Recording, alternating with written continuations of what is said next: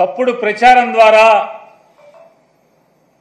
రాజకీయ లబ్ధి కోసం సాక్షాత్తు కలియుగ దైవమైనటువంటి శ్రీ వెంకటేశ్వర స్వామి వారి ఆలయ మహత్యాన్ని, తిరుమల తిరుపతి దేవస్థాన పవిత్రతను,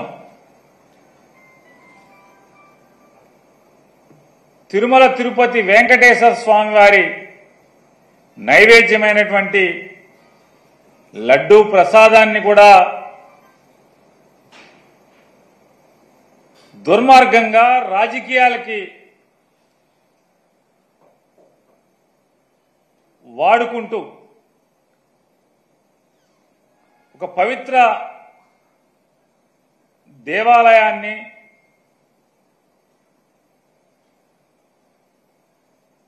ప్రపంచవ్యాప్తంగా ఉన్నటువంటి హైందవ ప్రజల యొక్క ఆరాధ్య దైవమైనటువంటి వెంకటేశ్వర స్వామి వారిని కూడా రాజకీయాల్లో భక్తుల మనోభావాల్ని దెబ్బతీసే స్థాయిలో ముఖ్యమంత్రి హోదాలో ఉన్నటువంటి ఒక బాధ్యతాయుతమైనటువంటి పదవిలో కూర్చున్నటువంటి నారా చంద్రబాబు నాయుడు గారు తిరుమల తిరుపతి ఎగ్జిక్యూటివ్ ఆఫీసర్ గారైన శ్యామలరావు గారు నెయ్యిలో లోపాలున్నటువంటి నెయ్యిని వెనక్కి తిప్పి పంపాము, మేము దాన్ని వాడలేదు, స్వీకరించలేదు అని, ప్రసాదానికి దాన్ని వాడకుండానే వెనక్కి తిప్పి పంపించాము అని చెప్పని, అలాగే తిరుపతిలో ల్యాబ్ ఉంది, ల్యాబ్లో మేము పరీక్ష చేసి అటువంటి నెయ్యిని వెనక్కి పంపించాము, వాడలేదని చెప్పని ఈవో చెప్తున్నప్పటికీ కూడా దుర్మార్గంగా నారా చంద్రబాబు నాయుడు గారు దీంట్లో జంతువు కొవ్వు కలిసిందని, అలాగే వారి కుమారుడైన నారా లోకేష్ నాయుడు గారు మరొక అబద్దాలాడటంలో, అసత్యం ఆడటంలో మరొక 10 అడుగులు ముందుకేసి పంది కొవ్వు కలిసిందని చెప్పని ప్రసాదంలో నారా లోకేష్ మాట్లాడుతూ, అలాగే వెనకటికి పెద్దలు చెప్పిన సామెతగా దున్నపోతు ఈనిందేనే ఎవడో చెప్తే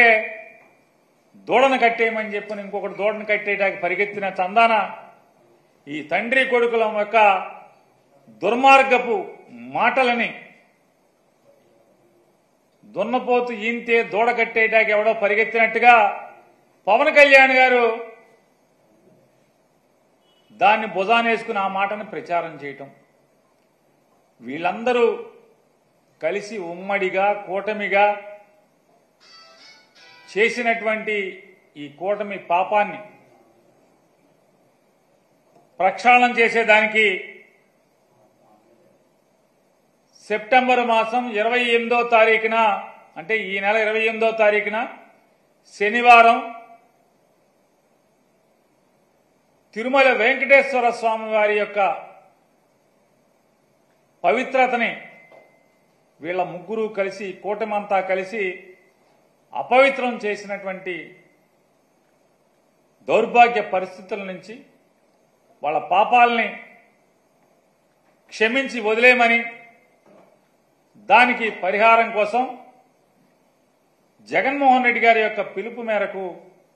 ఈ శనివారం 28వ తారీఖున ప్రతి నియోజకవర్గంలో కూడా వివిధ దేవాలయాల్లో భక్తులు గాని, ప్రజలు గాని, అలాగే వైఎస్ఆర్ కాంగ్రెస్ పార్టీ కార్యకర్తలు గాని ప్రతి ఒక్కరు కూడా ఆ రోజు ఈ కూటమిగా వీళ్ళు ఏర్పడి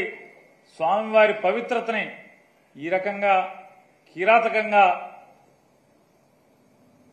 పాపానికి ఒడిగట్టిన దాన్ని పరిహారం కోసం ప్రత్యేకమైన పూజలు నిర్వహించమని చెప్పని అందరినీ కూడా వైఎస్ఆర్ కాంగ్రెస్ పార్టీ తరఫున కోరుకుంటున్నాం.